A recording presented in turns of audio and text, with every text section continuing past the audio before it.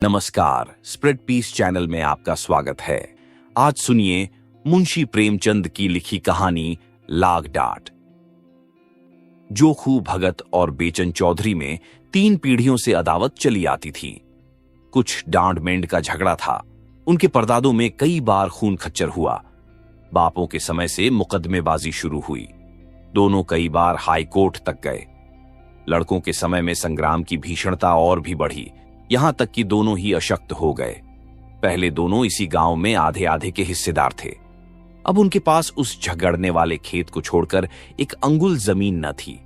भूमि गई, धन गया, मान मर्यादा गई, लेकिन वह विवाद ज्यों का त्यों बना रहा। हाई कोर्ट के धुरंधर नीतिज एक मामूली सा झगड़ा तय न कर सके। इन दोनों सज्जनों ने गांव को 2 विरोधी दलों में विभक्त कर दिया था। एक दल की भंगबूटी चौधरी के द्वार पर छनती तो दूसरे दल के चरस गांजे के दम भगत के द्वार पर लगते थे। स्त्रियों और बालकों के भी 2 दल हो गए थे। यहां तक कि दोनों सज्जनों के सामाजिक और धार्मिक विचारों में भी विभाजक रेखा खिंची हुई थी। चौधरी कपड़े पहने सत्तू खा लेते और भगत को ढोंगी कहते।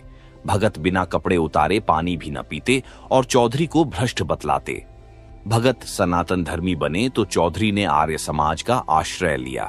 जिस बजाज पंसारी या कुंजड़े से चौधरी सौदे लेते, उसकी ओर भक्त जी ताकना भी पाप समझते थे।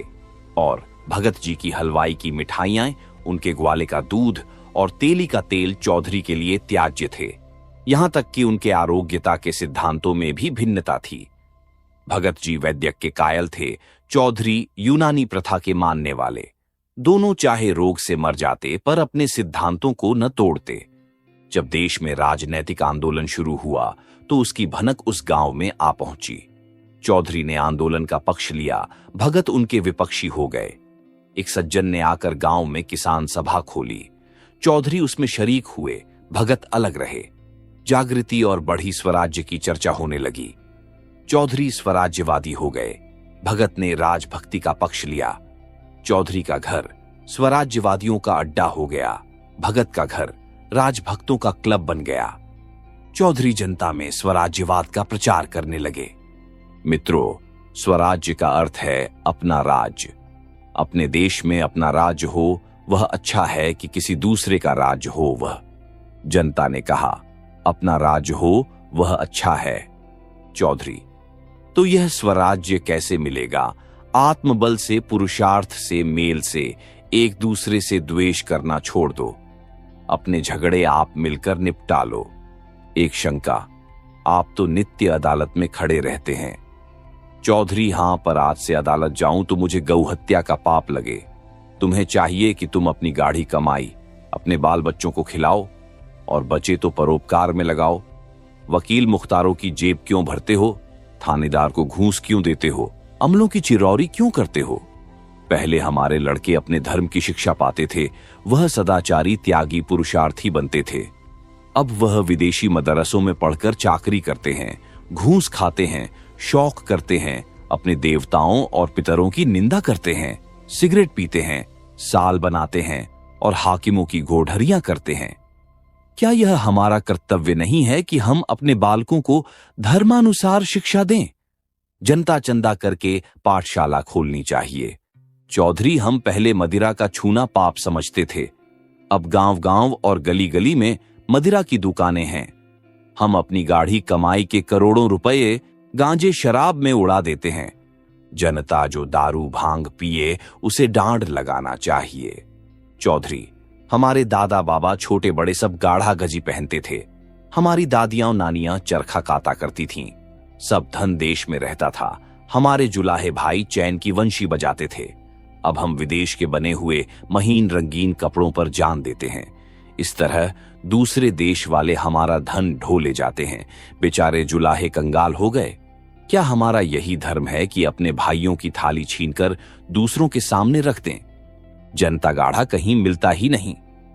चौधरी: अपने घर का बना हुआ गाढ़ा पहनो, अदालतों को त्यागो, नशेबाजी छोड़ो, अपने लड़कों को धर्म कर्म सिखाओ, मेल से रहो, बस यही स्वराज्य है। जो लोग कहते हैं कि स्वराज्य के लिए खून की नदी बहेगी, वे पागल हैं। उनकी बातों पर ध्यान मत दो। जनता यह बातें चाव से सुनती थी।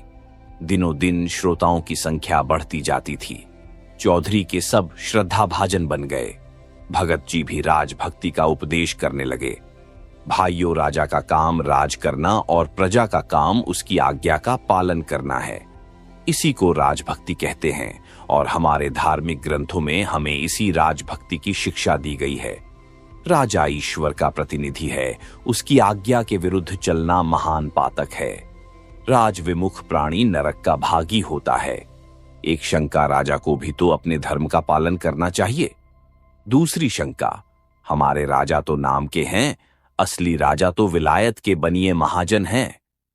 तीसरी शंका, बनिए धन कमाना जानते हैं, राज करना क्या जाने। भगत लोग तुम्हें शिक्षा देते हैं कि अदालतों में मत जाओ, पंचायतों में मुकदमे ले जाओ, लेकिन ऐसे पंच कहां हैं जो सच्चा न्याय करें, दूध का दूध और पानी का पानी कर दें। यहां मुंह देखी बातें होंगी। जिनका कुछ दबाव है उनकी जीत होगी, जिनका कुछ दबाव नहीं है वह बेचारे मारे जाएंगे। अदालतों में सब कार्रवाई कानून पर होती है। वहां छोटे बड़े सब बराबर हैं। शेर बकरी एक घाट पर पानी पीते हैं। दूसरी शंका, अदालतों का न्याय कहने ही को है, जिसके पास बने हुए गवाह और दांव पेंच खेले हुए वकील होते हैं उसी की जीत होती है। झूठे सच्चे की परख कौन करता है? हां, हैरानी अलबत्ता होती है। भगत कहा जाता है कि विदेशी चीजों का व्यवहार मत करो, यह गरीबों के साथ घोर अन्याय है। हमको बाजार में जो चीज सस्ती और अच्छी मिले वह लेनी चाहिए, चाहे स्वेदेशी हो या विदेशी। हमारा पैसा सेंत में नहीं आता है कि उसे रद्दी भद्दी स्वदेशी चीजों पर फेंकें। एक शंका, अपने देश में तो रहता है, दूसरों के हाथ में तो नहीं जाता। दूसरी शंका, अपने घर में अच्छा खाना न मिले तो क्या विजातियों के घर का अच्छा भोजन खाने लगेंगे? भगत लोग कहते हैं लड़कों को सरकारी मदरसों में मत भेजो। सरकारी मदरसे में न पढ़ते तो आज हमारे भाई बड़ी बड़ी नौकरियां कैसे पाते, बड़े बड़े कारखाने कैसे बना लेते। बिना नई विद्या पढ़े अब संसार में निबाह नहीं हो सकता। पुरानी विद्या पढ़कर पत्र देखने और कथा बांचने के सिवाय और क्या आता है? राजकाज क्या पट्टी पोथी बांचने वाले लोग करेंगे? एक शंका, हमें राजकाज न चाहिए। हम अपनी खेती बाड़ी ही में मग्न हैं, किसी के गुलाम तो नहीं। दूसरी शंका, जो विद्या घमंडी बना दे उससे मूर्ख ही अच्छा। यही नई विद्या पढ़कर तो लोग सूट बूट घड़ी छड़ी हैट कैट लगाने लगते हैं और अपने शौक के पीछे देश का धन विदेशियों के जेब में भरते हैं। ये देश के द्रोही हैं। भगत, गांजा शराब की ओर आजकल लोगों की कड़ी निगाह है। नशा बुरी लत है, इसे सब जानते हैं। सरकार को नशे की दुकानों से करोड़ों रुपए साल की आमदनी होती है। अगर दुकानों में न जाने से लोगों की नशे की लत छूट जाए तो बड़ी अच्छी बात है। वह दुकान पर न जाएगा तो चोरी छिपे किसी न किसी तरह दूने चौगुने दाम देकर सजा काटने पर तैयार होकर अपनी लत पूरी करेगा। तो ऐसा काम क्यों करो कि सरकार का नुकसान अलग हो और गरीब रैयत का नुकसान अलग हो, और फिर किसी किसी को नशा खाने से फायदा होता है। मैं ही एक दिन अफीम न खाऊं तो गांठों में दर्द होने लगे, दम उखड़ जाए और सर्दी पकड़ ले। एक आवाज, शराब पीने से बदन में फुर्ती आ जाती है। एक शंका, सरकार अधर्म से रुपया कमाती है, उसे यह उचित नहीं। अधर्मी के राज्य में रहकर प्रजा का कल्याण कैसे हो सकता है? दूसरी शंका, पहले दारू पिलाकर पागल बना दिया, लत पड़ी तो पैसे की चाट हुई। इतनी मजूरी किसको मिलती है कि रोटी कपड़ा भी चले और दारू शराब भी उड़े? या तो बाल बच्चों को भूखों मारो या चोरी करो, जुआ खेलो और बेईमानी करो। शराब की दुकान क्या है, हमारी गुलामी का अड्डा है। चौधरी के उपदेश सुनने के लिए जनता टूटती थी। लोगों को खड़े होने को जगह न मिलती। दिनों दिन चौधरी का मान बढ़ने लगा। उनके यहां नित्य पंचायतों की राष्ट्रोन्नति की चर्चा रहती। जनता को इन बातों में बड़ा आनंद और उत्साह होता। उनके राजनैतिक ज्ञान की वृद्धि होती। वह अपना गौरव और महत्व समझने लगे। उन्हें अपनी सत्ता का अनुभव होने लगा। निरंकुशता और अन्याय पर अब उनकी त्योरियां चढ़ने लगीं। उन्हें स्वतंत्रता का स्वाद मिला। घर की रुई, घर का सूत, घर का कपड़ा, घर का भोजन, घर की अदालत, न पुलिस का भय, न अमला की खुशामद, सुख और शांति से जीवन व्यतीत करने लगे। कितनों ही ने नशेबाजी छोड़ दी और सद्भावों की एक लहर सी दौड़ने लगी। लेकिन भगत जी इतने भाग्यशाली न थे। जनता को दिनों दिन उनके उपदेशों से अरुचि होती जाती थी। यहां तक कि बहुधा उनके श्रोताओं में पटवारी, चौकीदार, मुदर्रिस और इन्हीं कर्मचारियों के मित्रों के अतिरिक्त और कोई न होता था। कभी कभी बड़े हाकिम भी आ निकलते और भगत जी का बड़ा आदर सत्कार करते। जरा देर के लिए भगत जी के आंसू पूंछ जाते, लेकिन क्षण भर का सम्मान आठों पहर के अपमान की बराबरी कैसे करता। जिधर निकल जाते उधर ही उंगलियां उठने लगती। कोई कहता खुशामदी टट्टू है, कोई कहता खुफिया पुलिस का भेदी है। भगत जी अपने प्रतिद्वंद्वी की बड़ाई और अपनी लोकनिंदा पर दांत पीस पीस कर रह जाते थे। जीवन में यह पहला ही अवसर था कि उन्हें सबके सामने नीचा देखना पड़ा। चिरकाल से जिस कुल मर्यादा की रक्षा करते आए थे और जिस पर अपना सर्वस्व अर्पण कर चुके थे, वह धूल में मिल गई। यह दाहमय चिंता उन्हें एक क्षण के लिए चैन न लेने देती। नित्य समस्या सामने रहती कि अपना खोया हुआ सम्मान क्यों कर पाऊं, अपने प्रतिपक्षी को क्यों कर पददलित करूं, कैसे उसका गरूर तोड़ूं। अंत में उन्होंने सिंह को उसी की मात में पछाड़ने का निश्चय किया। संध्या का समय था। चौधरी के द्वार पर एक बड़ी सभा हो रही थी। आसपास के गांवों के किसान भी आ गए। हजारों आदमियों की भीड़ थी। चौधरी उन्हें स्वराज्य विषयक उपदेश दे रहे थे। बार बार भारत माता की जय जयकार की ध्वनि उठती थी। एक ओर स्त्रियों का जमाव था।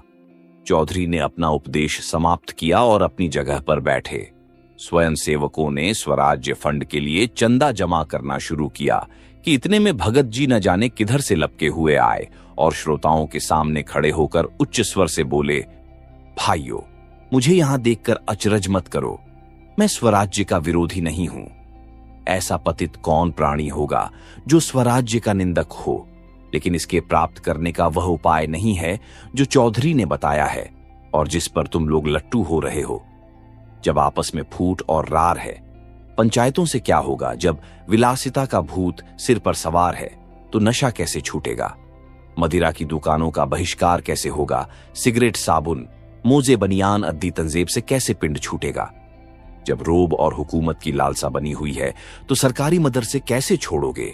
विधर्मी शिक्षा की बेड़ी से कैसे मुक्त हो सकोगे? स्वराज्य लेने का केवल एक ही उपाय है और वह आत्मसंयम है। यही महौषधि तुम्हारे समस्त रोगों को समूल नष्ट करेगी। आत्मा को बलवान बनाओ, इंद्रियों को साधो, मन को वश में करो। तुम में भातृभाव पैदा होगा, तभी वैमनस्य मिटेगा, तभी ईर्ष्या और द्वेष का नाश होगा, तभी भोग विलास से मन हटेगा, तभी नशेबाजी का दमन होगा। आत्मबल के बिना स्वराज्य कभी उपलब्ध न होगा। स्वयं सेवा सब पापों का मूल है। यही तुम्हें अदालतों में ले जाता है। ये तुम्हें विधर्मी शिक्षा का दास बनाए हुए है। इस पिशाच को आत्मबल से मारो और तुम्हारी कामना पूरी हो जाएगी। सब जानते हैं मैं 40 साल से अफीम का सेवन करता हूं। आज से मैं अफीम को गऊ का रक्त समझता हूं। चौधरी से मेरी 3 पीढ़ियों की अदावत है। आज से चौधरी मेरे भाई हैं। आज से मुझे या मेरे घर के किसी प्राणी को घर के कत्ते सूत से बुने हुए कपड़े के सिवाय कुछ और पहनते देखो तो मुझे जो दंड चाहो दो। बस मुझे यही कहना है, परमात्मा हम सबकी इच्छा पूरी करे। यह कहकर भगत जी घर की ओर चले कि चौधरी दौड़कर उनके गले से लिपट गए। 3 पुश्तों की अदावत एक क्षण में शांत हो गई। उस दिन से चौधरी और भगत साथ साथ स्वराज्य का उपदेश करने लगे। उनमें गाढ़ी मित्रता हो गई और यह निश्चय करना कठिन था कि दोनों में जनता किसका अधिक सम्मान करती है। प्रतिद्वंद्विता वह चिंगारी थी जिसने दोनों पुरुषों के हृदय दीपक को प्रकाशित कर दिया था। आप सुन रहे थे मुंशी प्रेमचंद की लिखी कहानी लाग डांट।